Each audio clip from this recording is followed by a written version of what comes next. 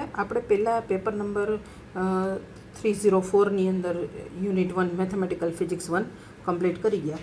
હવે આપણે આ પેપર 303ની અંદર unit 2 thermodynamic and statistical mechanics આ આપણે યુનિટ લેવાનું છે.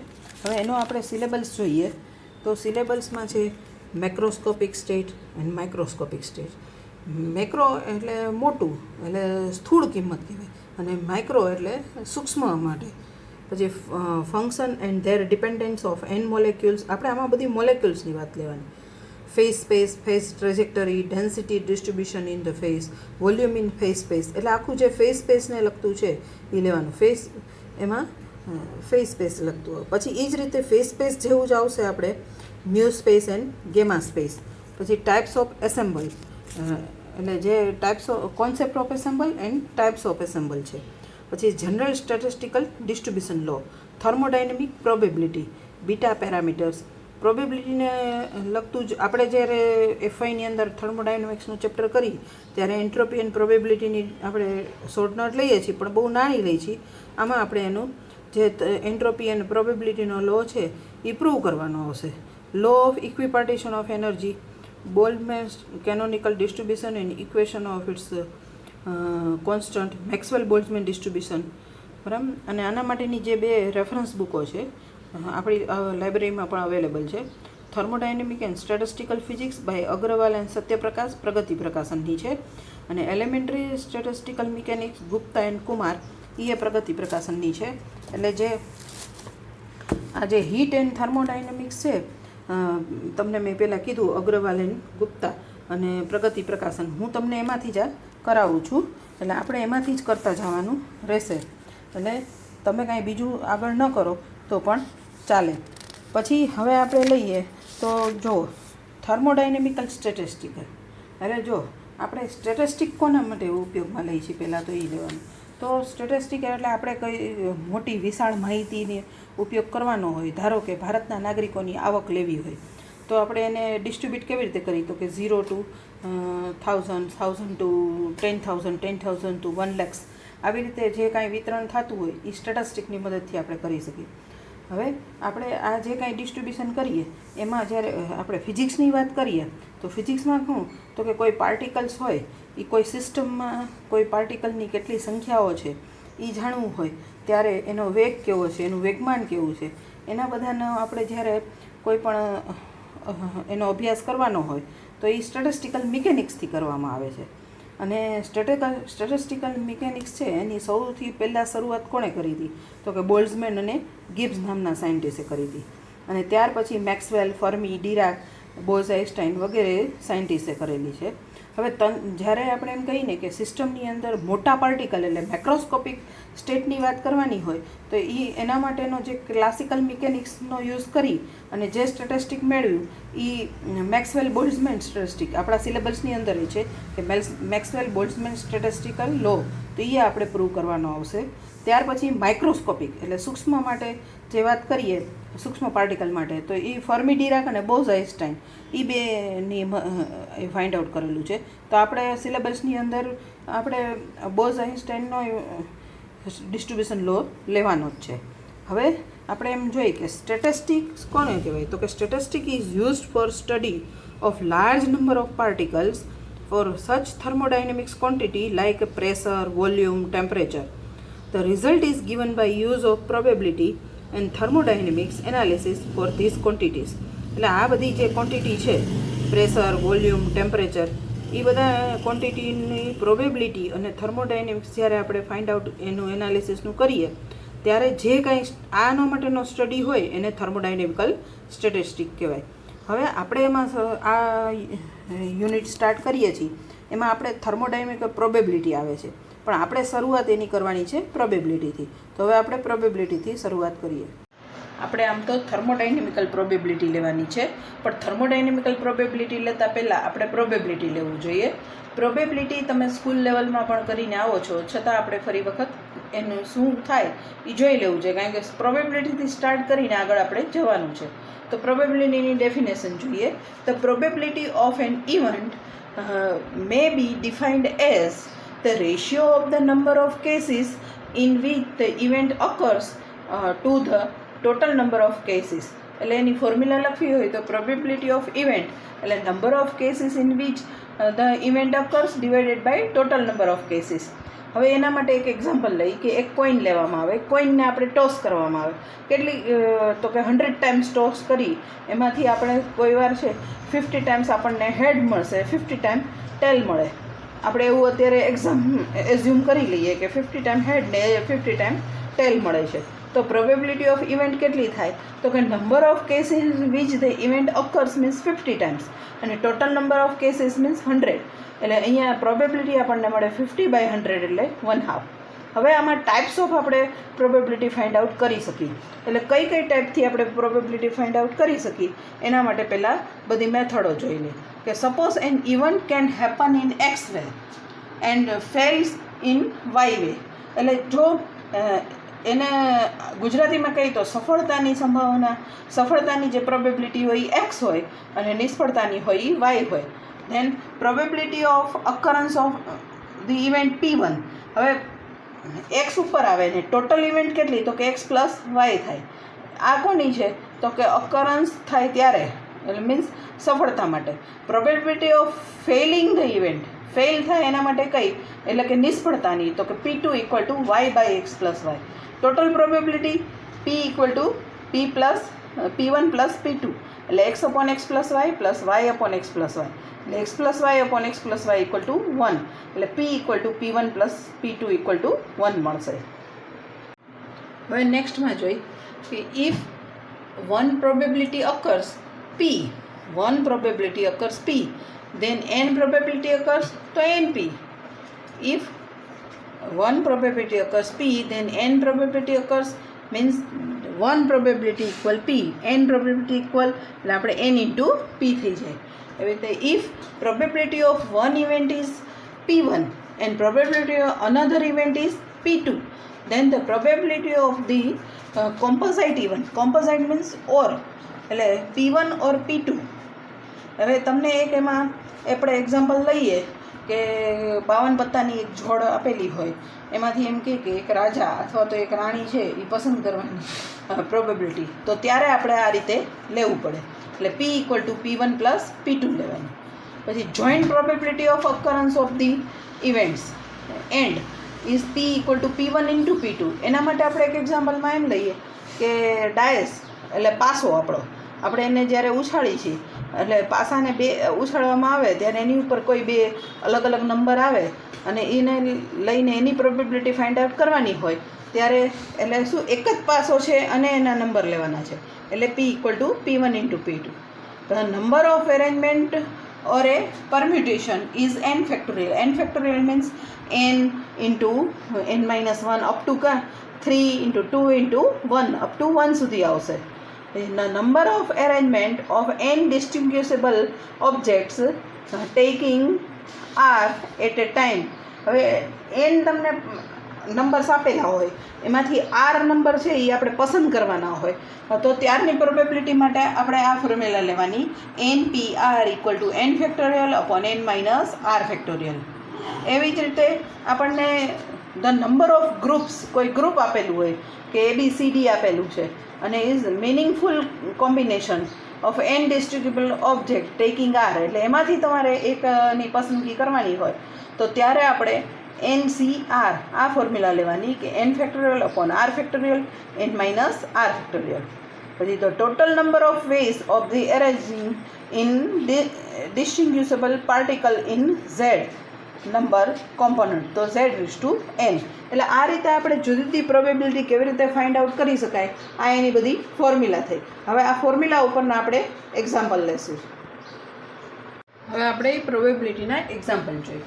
હવે first example, a card is drawn from a well shuffled pack 52 cards. Calculate the probability for that card be either a king or a queen. એટલે king આવે અથવા queen આવે એની probability find out કરવાની છે. હવે total number of card is 52. હવે એમાંથી આપણે કિંગ કેટલા હોય 4 બરાબર. એટલે હવે probability of drawing A king P1 = 4 / 52 = 1/13. અને એવી જ રીતે ક્વીન એ કેટલી હોય 4. તો probability of drawing a queen P2 equal to 4/52 એટલે 1/13. એટલે probability of the card drawn is either king or a queen. Or આવશે એટલે ત્યારે P equal to P1 plus P2 એટલે equal 1/13 plus 1/13. P1 plus P2 કરવાનું એટલે 2/13. હવે second example જોઈએ. Throw A die twice and obtain two numbers. What is the probability that these numbers are 6 and 4 precisely in that order? હવે એક ડાઈ એટલે એક પાસો છે. પાસાને થ્રો કરવાનો, ઉછાળવામાં આવે ત્યારે એની ઉપર 6 અને 4 નંબર આવે એની આપણે પ્રોબેબિલિટી ફાઇન્ડ આઉટ કરવાની છે. હવે જો પાસામાં 6 નંબર જ હોય, એમાંથી એકવાર 6 આવે અને એકવાર 4 આવે, the probability that the first throw gives 6 એટલે ફર્સ્ટ ટાઈમ જ્યારે આપણે થ્રો કરી છીએ ત્યારે 6 આવે, પણ ટોટલ નંબર કેટલા છે 6, પણ 6 આવે એવી પ્રોબેબિલિટી તો 1 નથી થશે. એટલે P1 ઇક્વલ ટુ 1/6. એવી જ રીતે આપણે પાછું the probability that the second throw give A 4 is P2. તો એમાં એવી જ રીતે છે કે 4 આવે ઉપર એવી તો એક જ વાર પ્રોબેબિલિટી બને.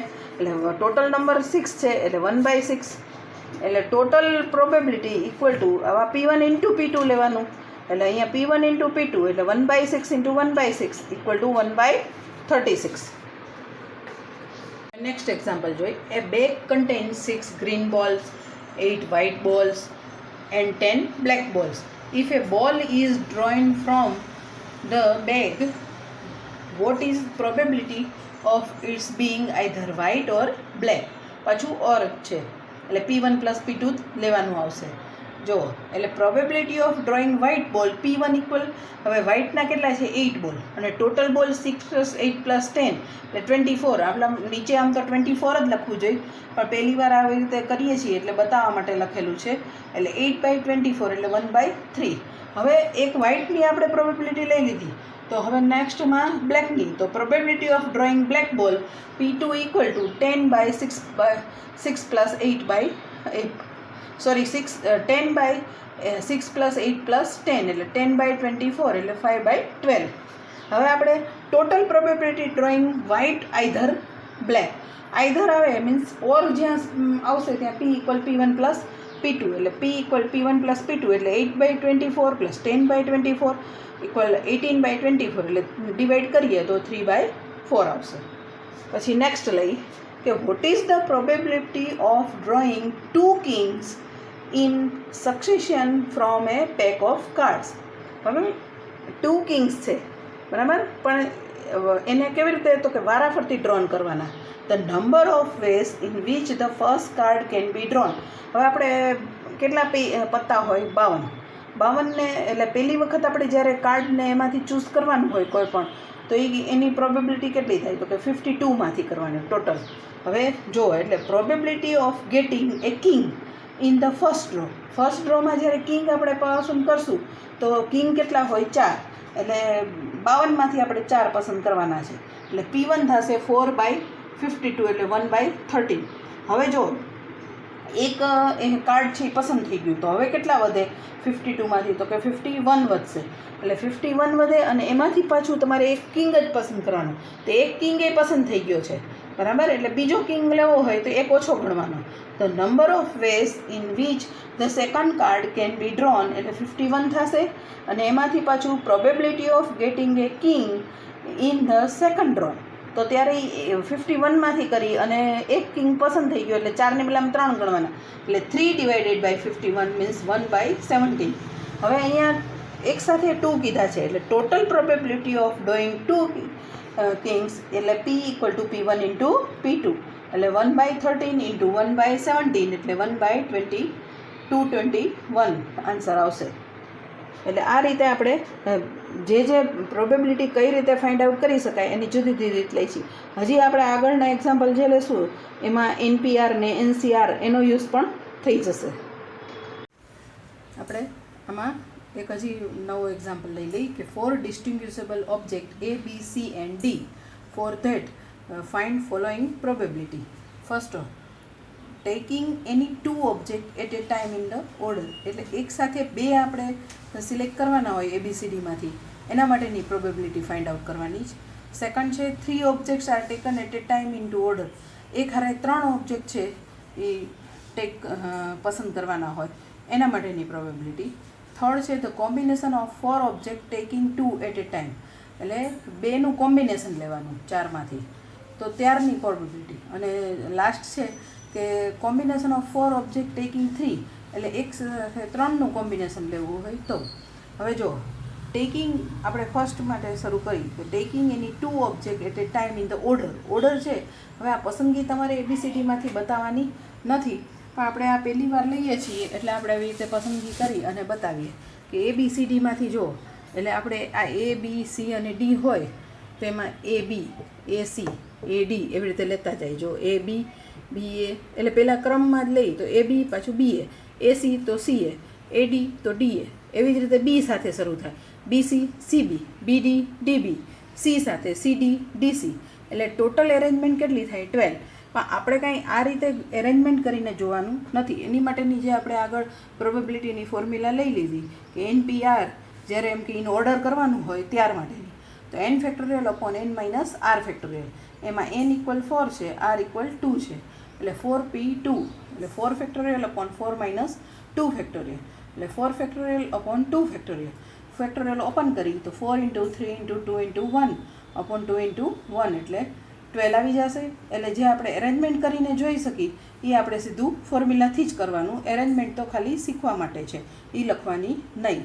એવી જ રીતે હવે 3 ઓબ્જેક્ટ્સ હોય તો NPRના જે ફોર્મ્યુલા છે એમાં N4 આવશે, R છે એ 3 આવી જશે, એટલે NP3 તો 4 ફેક્ટોરિયલ અપોન 4 માઇનસ 3 ફેક્ટોરિયલ, એટલે 4 ફેક્ટોરિયલ અપોન 1 ફેક્ટોરિયલ, એટલે 4 × 3 × 2 × 1 અપોન 1, એટલે થઈ જશે 24. હવે ધારો કે આપણે ઉપર એમ એરેન્જમેન્ટ કરીને બતાવી જે 12 ટાઈમ્સ આવે છે, એવી એરેન્જમેન્ટ 3ની કરીએ તો જો ABC, ABD, ACB, ADB આવી 24 એરેન્જમેન્ટ થઈ શકે, તો એવું બતાવવાનું નથી, આપણે ફોર્મ્યુલાથી જ કરવાનું. થર્ડ છે the combination of 4 object any 2 at a time, એટલે જો બે આ ABCD આપેલા છે એમાંથી કેવી રીતે તમારે 2 ઓબ્જેક્ટ એક સાથે લેવાના, તો જો અહીંયા આપણે એની સાથે B, એની સાથે C ને એની સાથે D, પછી Bનો વારો તો Bની સાથે C, Bની સાથે D, પછી Cનો વારો તો Cની સાથે D, પછી આમ ઊંધું નથી જવાનું, એવી રીતે આ કીધું છે કોમ્બિનેશન. એટલે કેટલા આવે તો કે ટોટલ તો એની સાથે B, એની સાથે C, એની સાથે D, પછી એવી જ રીતે Bની સાથે C અને Bની સાથે D, એટલે કંઈ આવશે હજી Bની સાથે C આવશે, Bની સાથે C, એટલે ટોટલ એરેન્જમેન્ટ 6 આવશે. હવે આપણે આમ તો સૂત્રથી જ કરવાનું છે કે NCR એટલે n factorial upon r factorial n minus r factorial, N4 R2 એટલે 4C2. તો આમાં છે ને કોમ્બિનેશનની ફોર્મ્યુલા લેવાની, ઉપર લીધી ઇન ઓર્ડર એની નહીં લેવાની, એટલે આ કોમ્બિનેશનની છે. તો 4 factorial upon 2 factorial upon 4 minus 2 factorial, એટલે 4 factorial upon 2 factorial into 2 factorial, open કરી તો 4 × 3 × 2 × 1 અને અપોન 2 × 1 2 × 1, 2 × 1 2 × 1 કેન્સલ ને એક 4 સાથે 2 કેન્સલ, એટલે 6 આવશે. એવી જ રીતે 3નું કોમ્બિનેશન, એટલે NCRમાં N4 છે, R 3 છે, તો NC3 એટલે 4 factorial upon 3 factorial 4 minus 3 factorial, 4 factorial upon 3 factorial into 1 factorial, 1 factorial means 1, એટલે 4 × 3 × 2 અપોન 3 × 2 × 1, એટલે કેન્સલ આઉટ કરો તો ખાલી 4 રહેશે. એટલે 3નું કોમ્બિનેશન હોય તો એમાં આન્સર 4 આવે.